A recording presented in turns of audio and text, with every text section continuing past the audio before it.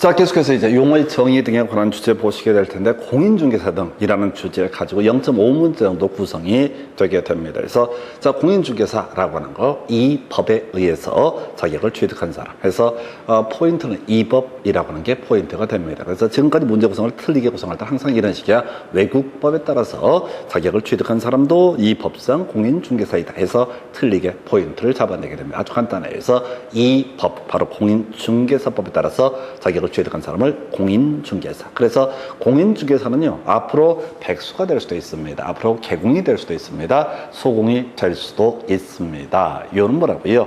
자격증을 가지고 있는 사람을 뭐라고 한다? 공인중개사라고 이렇게 얘기를 하게 되죠. 자, 그 다음에 이제 개업공인중개사. 아까 우리 이제 등록관청에다가 중개사무소 개설 등록을 해서 등록증을 교부를 받은 그분을 가리켜서 소위 개업공인중개사. 그래서 보통 개공이라는 표현을 쓰게 되는데, 이 개공은 두 가지죠. 공인중개사인 개업공인중개사가 있고요. 법인 중에서 일정한 요건 하에서 바로 개설 등록을 하게 되면 그것도 개업 공인중개사. 그래서 공부해 가시고 지문 보실 때 개업 공인중개사라는 표현이 나오게 되면 이건 자연인이 될 수도 있고 법인도 될 수 있다. 그래서 이 법에 의해서 중개사무소 개설 등록을 한 자, 이 사람을 가리켜서 뭐라고 한다? 개업 공인중개사라고 이렇게 정의를 하게 됩니다. 그래서 개설 등록을 한 자, 이 사람을 뭐라고 한다? 개업 공인중개사라고 정의를 하게 됩니다. 키워드 뭐라고요? 개설 등록을 한 자, 이 사람을 가리켜서 뭐라고 한다?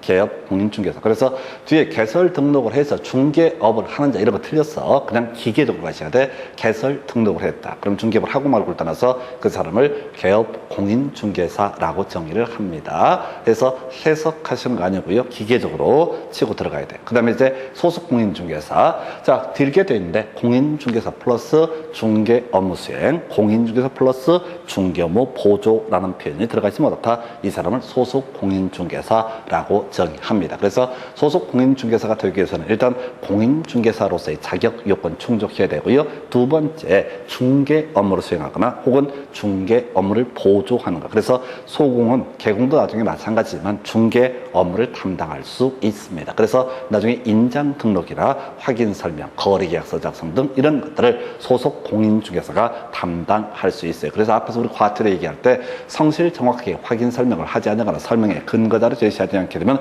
500 이하의 과태료. 이거 개공도 소공도 모두 해당이 되게 됩니다. 약간 어렵게 구성한 게, 자, 아까 우리 법인인 개업공인중개사라는 개념이 있다고 그랬어요. 그래서 법인인 개업공인중개사의 사원 또는 임원, 이 회사원 얘기를 하는 게 아니라 지분권을 가지고 있는 분을 얘기합니다. 그래서 법인인 개업공인중개사의 사원 또는 임원으로서 중개 업무를 수행하거나 중개업무를 보조하는 사람도 소위 소속 공인중개사에 해당이 된다. 근데 이제 이 디테일한 내용을 다 볼 건 아니고요. 일단 기본 틀 자체가 공인중개사여야 되고, 두 번째 중개 업무를 수행하거나 중개 업무를 보조하는 사람을 소속 공인중개사라고 부르게 됩니다. 이어서요, 중개보조원이라고 하는 거. 자, 공인중개사가 아닌 자로서 키워드 단순 업무 보조자, 공인중개사가 아닌 자로서 키워드 뭐라고요? 단순 업무 보조자. 그래서 이 중개보조원 같은 경우는요, 중개 업무를 수행하거나 중개 업무를 보조할 수는 없습니다. 그래서 키워드 뭐라고요? 중간 보지 마시고 공인중개사가 아닌 자로서 단순 업무 보조자라고 하는 것. 키워드 단순 업무 보조자. 앞쪽은 이제 맞게 해주고요. 뒤에서 함정파거든요. 그래서 단순 업무 보조자. 이게 중개보조원에 속하게 된다라고 할 것. 요렇게 개념 하나 보셨고요.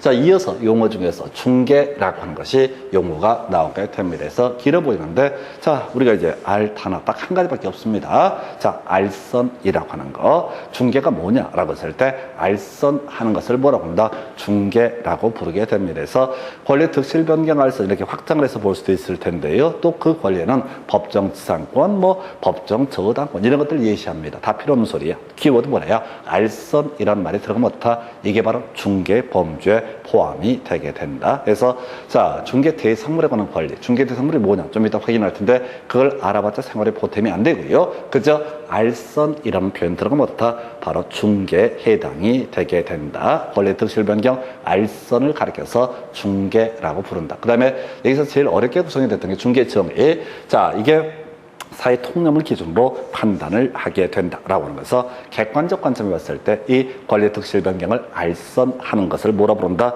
중개라고 정의를 하게 됩니다. 문장 긴데요. 기억하실 게 뭐라고요? 중개 기본 정의는 알선이라고 하는 거 아주 단순하게 가시죠. 텍스트 읽어봐봤자 남는 거 없습니다. 그래서 알선 들어가면 어떻다? 중개라고 하는 거 그것이 소위 이제 무엇이 됐든 간에 그냥 우리 공부하실 때는 알선 들어가면 어떻다? 중개. 어차피 이제 법 3조 규정에 따른 중개 대상물에 관한 권리가 전제가 돼야 될 거니까 시험용으로 알선 거의 시험 문제 답이 되지 않습니다. 그래서 왜 내릴 게 많거든. 중개업도 있고요. 앞에서 공인중개사, 소속 공인중개사, 중개보조원, 개업 공인중개사 내릴 게 대단히 많아. 그래서 중개 자체는 포인트가 되지 않는다. 그저 키워드 뭐야? 알선이라고 하는 거. 요게 하나의 이슈가 되게 될 테고요. 알선 들어가 있으면 중개업이 중개에 해당되고요. 알선 없으면 중개가 아니다. 이렇게만 기억하시는 게 좋습니다. 그 다음 논의할 주제가 중개업이라는 개념이 나오게 됩니다. 그래서 원래 정의는 그런 식이죠. 다른 사람이 의뢰 받아서 보수를 받고 그것을 업으로 하는 것을 가리켜서 뭐라고 한다? 중개업이라고 정의를 합니다. 그래서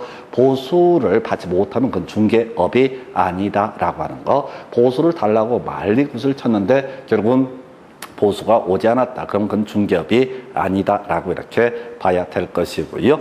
자, 그리고 나서 자, 실질적인 출제 포인트 판례지문 가지고 구성을 하죠. 그래서 중개범죄 포함되는 거 부수 들어가 있으면 어떻다? 중개업이 되게 된다. 해서 시험 지문에 점점점 중개업에 해당한다 또는 해당하지 않는다라는 명시가 나오게 됩니다. 그래서 자, 우리 색깔 따로 입혀놓은 이유가 중간 볼 필요 없다는 얘기야. 부수 들어가 있으면 어떻다? 중개업에 해당이 되게 된다라고 하라. 부수 들어가면 어떻다? 중개업에 해당된다. 그러면 이제 업이 아닌 거, 중개업에 해당하지 않는 거, 우연 기회에 단 1회라고 하는 건 나와 있으면 어떻다? 이것은 중개업이 아니다라고 하는 거. 우연한 기회에 단 1회 나와 있으면 어떻다? 중개업이 아니다라고 하는 거. 우연한 기회에 단 1회 나와 있으면 우연한 또는 1회 나와 있으면 중개업이 아니다. 이게 이제 뭔 얘기냐면 시골에서 옛날에는 중개업자 이런 사람들이 면단 이런 데는 없었거든요. 그래서 마을 이장님한테 내 논을 좀 팔아달라, 밭을 팔아달라라고 지금 이제 중개를 의뢰하는 거죠. 그럼 이제 이장님이 50만 원 받기로 하고 이렇게 알선을 해줬다. 그랬을 때 지금 이제 이건 중개가 아닙니다. 중개가 아닙니다. 중개업이 아닙니다. 중개업이 아니다라고 할 것. 그래서 업이 아닌데 그러면 중개보수 약정을 어떻게 하는 거냐? 50만 원 주기로 했던 거. 예, 이 부분은 자, 그 금액에 과다하지 않는다라고 하는 것은 전제가 쌓이게 되면 그 중개보수 약정은 유효한 것으로 보게 된다라고 할 거여서 우연히 1회 들어가면 중개업이 아니다. 한편 중개업이 아닌 상황에서 바로 중개보수를 지급하기로 했던 그 약정은 유효한 것으로 해석을 하게 된다. 그래서 관련 개념부터 좀 어려울 것이 무등록 중개업이라는 개념이 있습니다. 그래서 이 무등록 중개업은 자, 우리 앞에서 중개사무소 개설 등록을 하게 되면 그게 뭐가 된다? 개업 공인중개사라고 설명을 드렸습니다. 자, 이렇게 개설 등록을 하지 않고 중개를 업으로 하는 자를 가리켜서 바로 무등록 중개업자라고 부르게 됩니다. 아주 강력한 처벌을 받게 되죠. 뒤에서 우리가 행정 형벌을 가지고 볼 텐데요. 바로 중개사무소 개설 등록을 하지 않고 중개업을 한다라고 하면은 그 사람을 무등록 중개업자라고 부르고 3년 3천 등 강력한 처벌을 받게 됩니다. 자, 요는요, 이 무등록 중개업자와의 중개보수 지급 약정은 전부가 무효가 되게 됩니다. 그래서 요거 하나 이슈가 되겠고요. 이건 좀 간단한 주제죠. 그 다음에 이제 지금 무등록 중개업자를 통해서 이루어진 법률행위, 즉 매매 계약 등은 유효한 것이다. 그래서 내가 물건을 팔아달라. 근데 그 사람이 개업 공인 중개사인지 무등록 중개업자인지 모르는 상태에서 그 사람한테 중개를 의뢰해서 중개가 완성이 됐다라고 했을 때 이미 본 것처럼 중개보수 지급약정은 무효이기 때문에 중개보수 지급할 필요 없고요. 두 번째, 중개보수를 지급했다고 했을 때 이 부당이득에 해당되기 때문에 반환 청구할 수 있습니다. 그리고 나서 자, 내가 다른 사람과 계약을 했던 그 부분도 바로 유효한 것으로 해석을 하게 된다. 그 외에 요걸에 한참 출제 포인트 되는 것이 이거죠. 바로 무등록 중개업자에게 중개를 의뢰한 중개 의뢰인 형사처벌의 대상이 되지 않는다. 시험에는 끊임없이 형사처벌의 대상이 된다. 문제 어렵게 구성을 합니다. 뭐 공동정범 이런 표현들 써서 형사법 얘기를 끌고 들어오는데 일단 무등록 중개업자한테 중개를 의뢰한 사람은 대박입니다. 첫 번째 이슈, 중개보수 지급하지 않아도 됩니다. 두 번째, 소망한 대로 팔았을 때 그 법률에 유효한 것이다. 그 다음에 이 사람은 어떻다? 처벌을 받지 않는다라고 하는 거. 그래서 전 세계 나라 구하게 되면요, 좋은 일 많이 하게 되면 아마도 무등록 중개업자한테 중개를 의뢰하는 기적을 자기도 모르는 사이에 있을 수 있다. 그때 이 사람은 대박이 된다라고 하는 것. 대신 무등록 중개업자의 경우에는요, 중개보수 받을 수 없고요. 두 번째, 바로 행정 형벌에 대한 3년 3천 원 강력한 처벌을 받게 된다. 그래서 이렇게 해서 무등록 중개업 보셨고요. 다시 갑시다. 중개업이라고 하는 개념. 보수받고 업으로 하는 것. 그래서 부수 들어가 있으면 업이 되게 될 테고, 자, 그 다음에 이제, 지금 우연히 1회 들어가면 어떻다? 중개업이 아니다라고 할 것. 한편, 자, 중개업이 아니었을 때 중개보수 약정이라는 것은 유효한 것으로 해석한다. 그 외에 무등록 중개업자에게 중개를 의뢰한 사람은 대박도 이런 상대박이 아니다. 이 정도로 정리를 하겠습니다. 그래서 중개업에서 결과적으로 공인중개사, 중개업 묶어서 1년에 약 한 문제 구성하는 영역이고, 30회 때 구성이 될 때는 무등록 중개업자에게 중개를 의뢰한 사람 형사처벌의 대상이 된다. 이런 식으로 해서 틀리게 구성이 된 바가 있습니다. 그래서 중개니 뭐니 이런 게 그래서 썩 중요한 게 아닌 게 중개업을 내릴 게 되게 많거든요. 그래서 중개에서는 권리의 득실 변경, 키워드 알선이라고 하는 거, 이 정도로 보게 됩니다. 자, 또 하나의 출제 포인트, 매년 한 문제 구성되고 30회 때 아주 어렵게 나왔던 것이 바로 중개 대상물에 관한 주제가 되게 됩니다. 그래서 자, 우리가 공인중개사법 3조에서는 중개 대상물 부동산이라고 하는 것, 또 이제 준부동산적 일부에 대해서 중개 대상물로 규정을 해놓고 있습니다. 30회 때 문제는 말도 못하게 어렵게 나왔어요. 그런 문제는 풀 수도 없고 풀려고 노력을 해서도 안 됩니다. 그래서 기본적인 골격을 보셔야 돼요. 그래서 자, 부동산이라고 하는 것, 또 일정한 준부동산은 중개 대상물의 범죄에 포함이 된다. 원래 이제 좀 디테일하게 가면 이런 식이야. 법 3조 규정에 따른 중개 대상물, 법 3조에서 중개 대상물을 이렇게 정의합니다. 토지, 건물, 그 밖에 토지의 정착물, 그리고 등기된 임목, 공장재단, 광업재단까지를 법 3조에서 예시하고 있는 중개 대상물의 범죄에 해당이 됩니다. 그래서 법 3조 규정에 따른 중개 대상물 중에서 포인트, 자, 특정할 수 있어야 되고요. 그 다음에 사적 거래가 가능했을 때 이걸 우리가 중개 대상물로 해석을 하게 됩니다. 그래서 바로 그건 사례로 가시는 거예요. 30회 문제를 제외하고는 거의 뭐 10년 문제 똑같이 뽑아내고 있죠. 그래서 먼저 토지 또는 건물에 관한 권리, 당연히 중개 대상물이 된다. 그래서 우리가 소유권 이전이 가장 쉬운 모습이 되겠지만은 뭐 저당권 이전이나 전세권, 지상권 이전도 당연히 중개할 수 있는 것이 되겠죠. 우리 민법 공부하실 때 물권법 파트에서 지상권, 전세권 양도할 수 있다. 저당권도 피담보 채권과 분리하지 않는다라고 하면 양도할 수 있다. 이런 식으로 공부하거든요. 그래서 뭐 이런 게 있을 테고, 두 번째 이슈, 장착 건축될 건축물 쉬운 것 중에서 이슈 해서 자, 분양권 얘기를 하게 되죠. 분양권이라고 하는 거 동호수가 특정돼 있는 것을 가리켜서 뭐라고 한다? 분양권이라고 부르게 됩니다. 그래서 특정 동호수의 피분양자로서의 권리라는 표현을 쓰기도 합니다. 그래서 동호수가 특정돼 있는 것을 뭐라고 한다? 바로 이것을 가리켜서 분양권이라고 부르게 됩니다. 그걸 달리 표현하면 지금 현존하는 것이 아니라 장착 건축될 건축물로서 동호수를 알 수 있는 그런 상태, 분양권은 중개 대상물이 되게 됩니다. 그 다음에 이제 부합되지 않는 케이스죠. 우리 민법 공부하실 때 명인 방법을 갖춘 수목이라든가 농작물이라고 하는 거, 또 정당한 권원에 의해서 식재가 되고 재배가 된 자,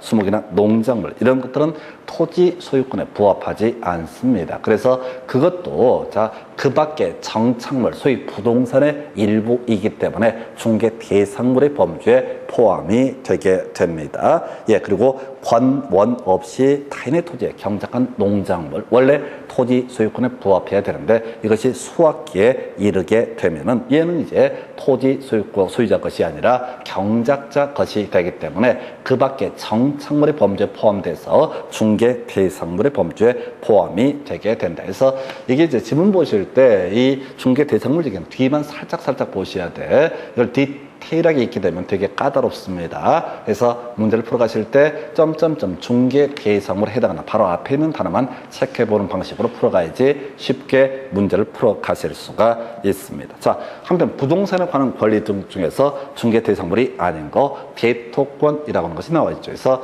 신도시 개발할 때 택지 개발지구 내 원래 토지 소유자에게 이주자 택지 등을 공급받을 수 있는 집, 이렇게 정의를 합니다. 그래서 이 대토권이라고 이라고 하는 대체 토지를 취득할 수 있는 권리라는 의미를 가지고 있는데 이 대토권 같은 경우는요 몇 번지 토지가 될지 아직 특정되지 않았습니다. 따라서 중개 대상물의 범주에 포함되지 않는다라고 할 것.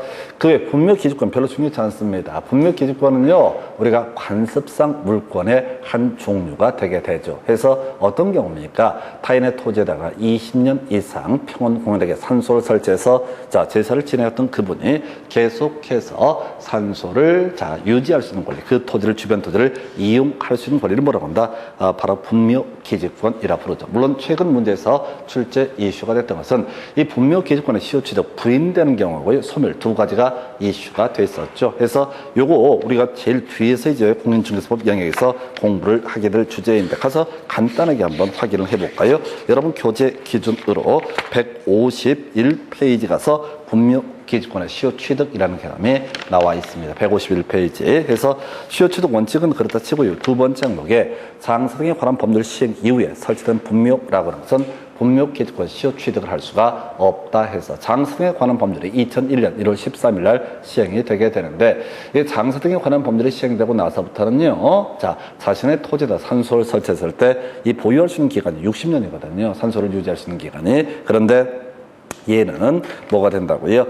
남의 땅에 산소를 설치한 무제한으로 분묘기지권이 인정됐다는 그런 모순을 해결하기 위해서 2001년 1월 13일 즉 장사 등에 관한 법률 시행 이후에 설치된 분묘에 대해서는 나머지 20년 이런저런 요건을 충족한다라고 할지라도 분묘기지권의 시효취득이 인정되지 않습니다. 이게 이제 출제 이슈가 될 때 거기 간 김에 소멸이라고 해서 분묘기지권자가 그 권리의 포기 의사를 표시했을 때 점의 포기가 없다 할지라도 분묘기지권 소멸하게 된다. 키워드 포기 의사 표시만 있으면 다 분묘기지권은 소멸한다. 이것도 이제 좀 특이하죠. 우리가 이제 물권의 소멸이라고 하는 거, 포기라고 하는 거, 포기 의사 표시 원격으로 등기라고 하는 것이 필요하게 됩니다. 근데 분묘기지권은 공분이라고 하는 것을 공시수단으로 해서 성립하는 물권이 되게 됩니다. 그러면 법 체계상 포기 의사 표시 외에 공분의 제거라고 하는 것도 있어야만이 분묘기지권 소멸할 것처럼 보여지게 되는데 어찌됐든 우리 판례에서는 분묘기지권자가 토지 소유자하고 통화하다가 포기하면 될 거 아니야 씨 어쩌고 저쩌고 이렇게 포기의 의사표시만 하게 되면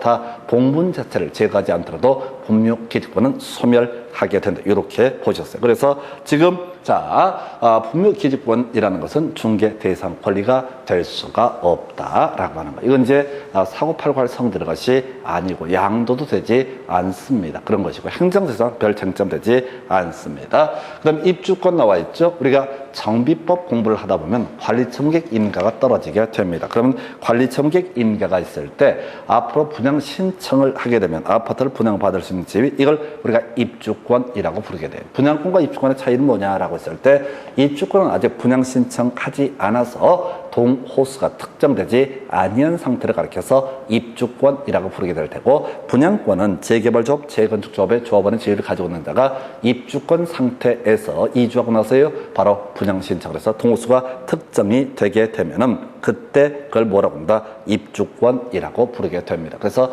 입주권은 특정할 수 없는 상태이기 때문에 중개 대상물이 될 수가 없다. 분양권은 특정할 수 있기 때문에 중개 대상물의 범주에 포함이 되게 된다. 이렇게 이제 그림을 잡아 가야 될 것이고요. 자, 그래서 지금 대토권, 입주권 등요, 중개 대상물 되지 않는다. 마지막 하나만 더 체크해 볼까요? 세차장 구조물. 지금 제가 자료 정리할 때는 세차장 구조물 간단하게 써놨는데 원래 앞에 겁나 수식이 깁니다. 뒤만 살짝 보시는 거야. 엄청 길어. 세차장 구조물은 다 중개 대상물의 범주에 포함되지 않는다. 취지는요, 바로 그 토지 소유권은 부합이 돼버립니다. 그래서 부합이 되기 때문에 세차장 구조물은 별도의 그 밖에 정착물로 해석하지 않는다. 이런 식의 구조가 될 테고요. 준부동산이라고 하는 개념. 우리 공인중개사법 영역에서는요. 종류 세 가지 됐죠. 등기된 임목이라고 하는 거, 공장재 등, 광업재 등 듣고 버릴 건데요. 등기된 임목이 자꾸 이슈가 되죠. 왜? 앞에서 명인 방법을 갖춘 수목이라고 하는 거 중개 대상물에 포함이 되게 된다. 이런 식의 논의를 했었고 등기된 임목은 뭐냐라고 했을 때 바로 임목에 관한 법률에 따라서 나무에 대해서 소유권 보존 등기를 해놓은 경우가 있습니다. 이걸 이름하여 뭐라고 한다? 등기된 임목이라고 부르게 된다. 그래서 이 등기된 임목이라고 하는 것은 뭐라고요? 중개대상물의 범주에, 중개대상물의 범주에 포함이 됩니다. 근데 이 명인 방법을 갖춘 수목이라는 얘기는 뭐냐면 그 나무 앞에 플랜카드 붙여놓고 이 나무의 소유권은 아무개 거다라고 공시하는 것을 명인 방법을 갖춘 수목이라는 개념을 쓰게 될 테고요. 등기된 임목이라고 하는 것은 개념 자체가 뭐라고요? 자, 토지의 건물처럼 소유권 보존 느낌을 해놓은 것을 등기된 임목이라고 부릅니다. 그래서 토지 건물에 대해서 그걸 담보로 저당권 설정할 수 있듯이 자, 등기된 임목이라고 하는 것, 이걸 담보로도 뭐할 수 있다? 저당권 설정할 수 있습니다. 그게 좀 차이예요. 명인 방법을 갖춘 수목과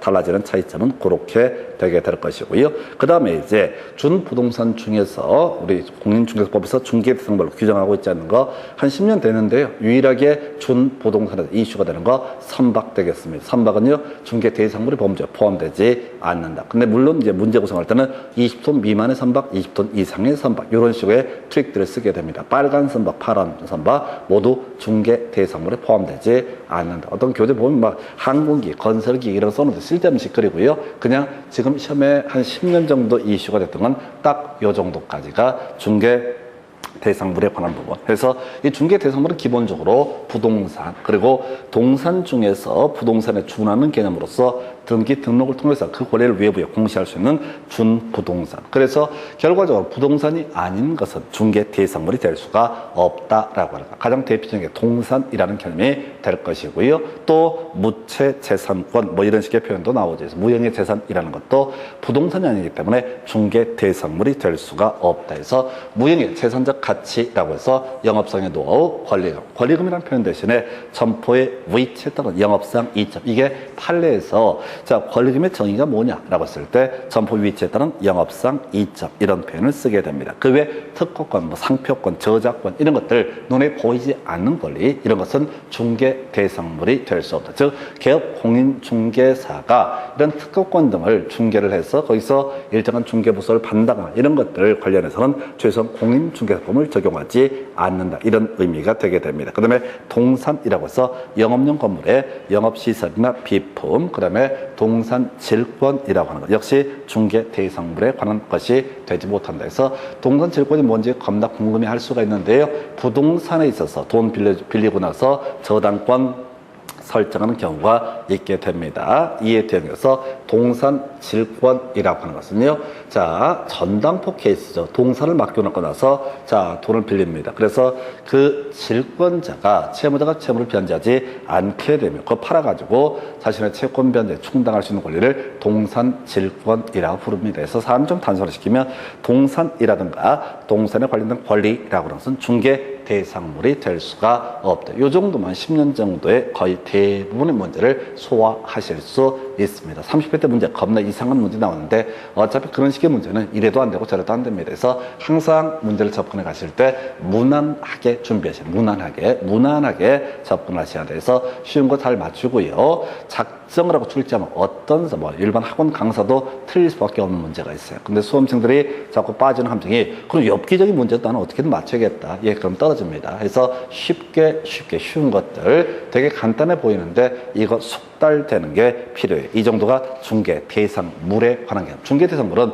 100% 1년에 한 문제 구성이 되게 됩니다. 그 다음에 이제 논의할 주제가요. 자, 108페이지인가요? 바로 행정 형벌에 관한 주제. 보통 이제 행정 형벌은 뒤쪽에서 논의하는데 여러 가지 이유가 있어서 일단은 미리 땡겨서 설명을 드리겠습니다. 그래서 이 행정 형벌 3년 3천하고요. 1년 1천 비교하는 문제가 구성이 되게 됩니다. 그래서 공부 방법은요. 3년 3천 다 외우고 1년 1천 다 외우고 이렇게 가면 개판돼 버립니다. 그래서 3년 3천만 주구장창 외우셔야 됩니다. 그래서 나머지 모르면 다 어떻다? 1년 1천의 문제로 해석을 해 주셔야 돼요. 그래서 3년 3천 개개직상정토 시단방제 이렇게 되어 있나요? 그래서 자, 개개직상정토 시단방제 이런 것이 3년 3천 사유가 되게 됩니다. 그래서 먼저 중개사무소 개설 등록을 하지 아니하고 중개업을 한 사람, 이 사람을 우리가 무등록 중개업자, 거짓, 투박계, 부정한 방법으로 중개사무소 개설 등록을 한 사람. 자, 등록을 했으니까 무등록 중개업자는 아니지만 불법이니까 걸리게 되면 3년 3천의 처벌을 받게 된다. 또 하나, 자, 바로 직접 거래 쌍방들이, 뒤에서 이제 공부하게 될 주제인데요. 자, 다른 법에서도 기본적으로 금지하고 있는 것을 개업 공인중개사 등에게 금지를 시킵니다. 그래서 직접 거래는 이런 얘기죠.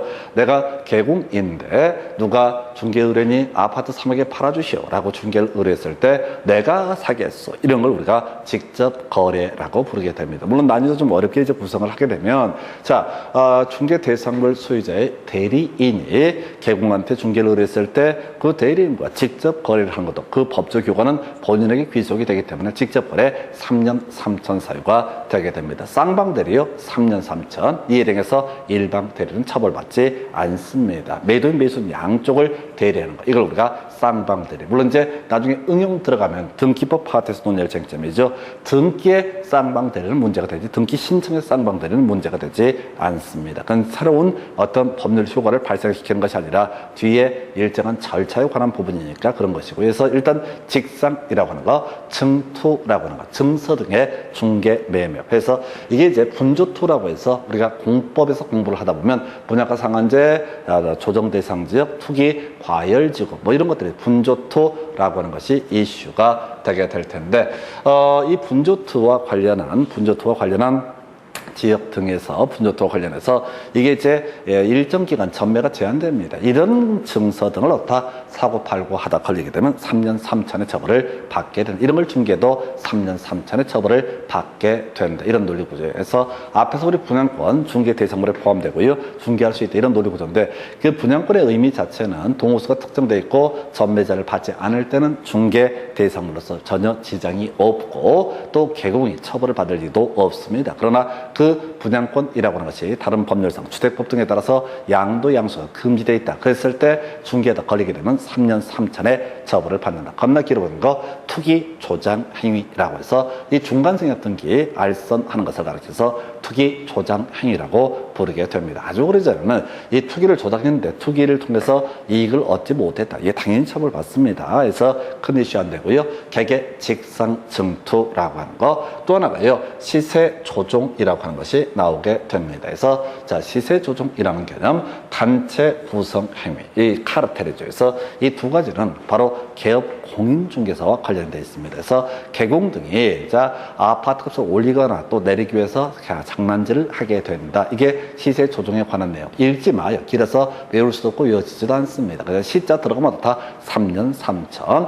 단체를 구성해서 카르텔이죠. 해서 특정한 기업 공유자 몇몇에서 자기들에게 물건을 공유를 한다라든가 다른 개공을 배제를 한다거나 이런 식으로 해서 가격을 조작하거나 이런 것들도 역시 금지가 되게 됩니다. 그 다음에 논의할 것이 정당한 사유 없이 어쩌고저쩌고 자, 방해하는 행위, 자, 중개를 제한하거나 중개 어떤 제한을 유도하는 행위. 요 두 가지는 뭐냐면은 읽을 거 없어요. 길어서 안 나올 테니까. 나오더라도 키워드만 가시는 거야. 바로 이게 분여회 얘기를 하고 있는 겁니다. 분여회 얘기. 분여회에서 아파트, 자신의 동네 아파트 값을 띄우거나 하기 위해서 자, 뭐죠? 이 개공 이런 사람들한테 이런저런 방해를 하거나 또는 이제 저가로 중개하게 하려고 하는 사안을 이렇게 허위 매물로 신고해서 괴롭히거나 이런 것들 바로 금지가 된다 해서 개개 직상증투 시단 방제라고 하는 거, 개개 직상증투 시단 방제, 이런 것이 3년 3천 사유가 되게 됩니다. 그 중에서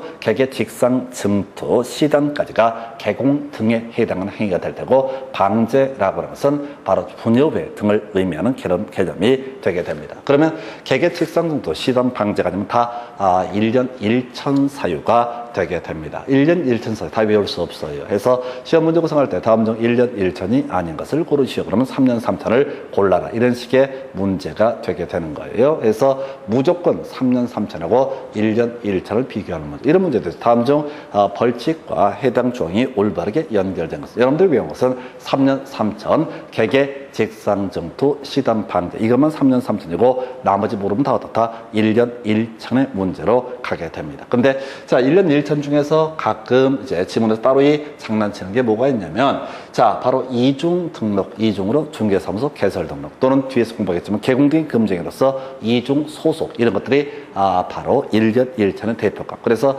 가끔 문제가 생각할 이런 식이라거든요. 다음 중 1년 1차는 아닌 걸 고르시오. 답은 대부분 4번이었습니다. 그리고 3번에다가 개공이 이중으로 중개사무소 개설 등록을 한 경우 이따구로 장난을 치게 됩니다. 그래서 이게 개개 직상 증투 개설 등록 이렇게 외우다 보니까 함정에 빠지는 거. 이중 등록은 1년 1천 사유가 된다. 자, 16년은 한 번 나왔던 거 업무상 비밀 누설이라고 하는 거. 자, 개공 등은 업무상 비밀을 누설해서는 안 됩니다. 업무를 떠난 경우에도 또한 같다라고 되어 있는데, 업무상 비밀 누설이 이슈가 되는 것은 1년 1천이기 때문에 이슈가 되는 게 아니라 우리 다른 행정 형벌과 다르게 피해자의 명적 의사에 반해서 벌하지 아니한다라고 해서 반의사 불벌죄라는 개념 때문에 이게 이슈가 되게 됩니다. 반의사 불벌죄라고 해서 피해자가요 처벌 안 해도 된다라고 이렇게 주장을 했을 때 굳이 업무상 비밀 누설했다고 해서 처벌할 사안은 아니다라고 해서 그것 때문에 하나 이슈가 되겠고요.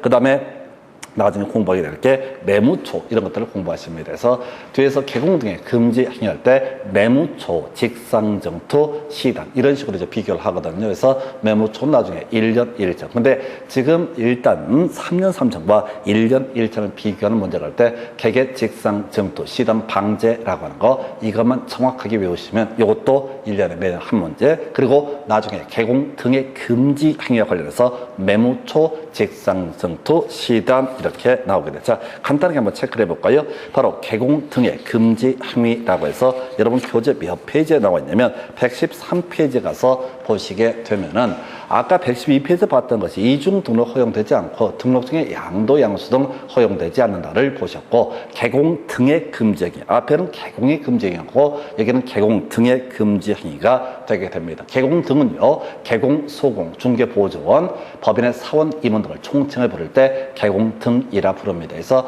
일단 이중수속 금지가 되고요. 앞에서 본 것처럼 1년 1천 사유가 되게 됩니다. 그리고 자, 금지 행위에 관련해서 매무초, 직상정투, 시단 나와 있죠. 개공 등의 금지행위로서 매무초, 직상정투, 시단. 그 중에서 이미 3년 3천 사유가 직상정투, 시단이라고 하는 거. 물론 방제라고 해서 개공과 관련 없는, 개공 등과 관련 없는 바로 분여배 등에 대해서 방제 등에 걸리면 3년 3천 처벌을 때린다라는 건 별개의 문제로, 직상정투, 시단은 3년 3천 개공 등의 금지행위, 그리고 개공 등의 금지행위 중에서 1년 1천 매무초라고 나옵니다. 어차피 자세한 내용은 뒤에서 논의를 하게 될 겁니다. 그래서 지금 다시 돌아가서 행정형벌 108페이지 개개, 직상정투, 시단 방제라고 하는 거 3년 3천 사유가 되게 된다. 그래서 벌칙 가지고도 한 문제 구성을 하게 될 테고, 여기서 개개 관련해서 항상 장난치는 게 이중 등록이라고 하는 것은 3년 3천이 아니다. 이중 등록은 1년 1천, 이중 소속도 1년 1천의 문제로 가게 된다. 그 외 매무초도 1년 1천의 문제로 해석을 하게 된다. 이렇게 갑니다. 그래서